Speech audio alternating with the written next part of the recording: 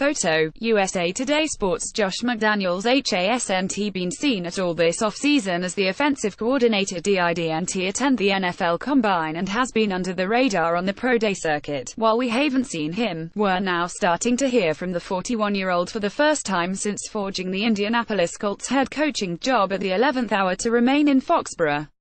On Monday, McDaniels opened up to Jim McBride of the Boston Globe about what led him to the decision to ultimately stay. To put it simply, McDaniels was looking for clarity about his role and standing within the Patriots organization, and Robert Kraft and Bill Belichick, who recently called him the best OC in the NFL, gave it to him. I wasn't 100% sure what the future was. I just hadn't had any clarity on that, McDaniels told McBride. So, where did I fit in? Were there any plans? I just didn't have much clarity on what my role was here moving forward.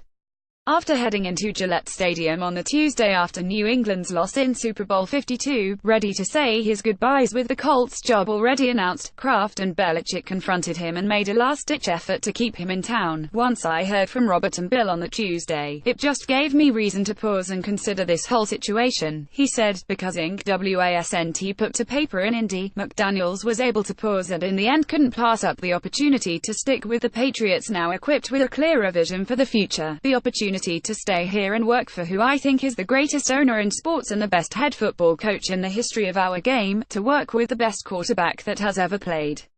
Look, I'm privileged to have the opportunity to do that, and when they kind of crystallized that, hey, here's what we see going forward and here's how we would like you to fit into it, it gave me a reason to stop and say, all right, what's the best decision for me? And certainly it was difficult. But I made the decision on my own. Nobody pushed me into it. Make sure you stay 100% caught up with the Patriots. Take a second to sign up for our free Patriots newsletter. McBride notes that McDaniels did have his contract adjusted, but was given no guarantees for any future positions within the organization a la become Bill Belichick's successor.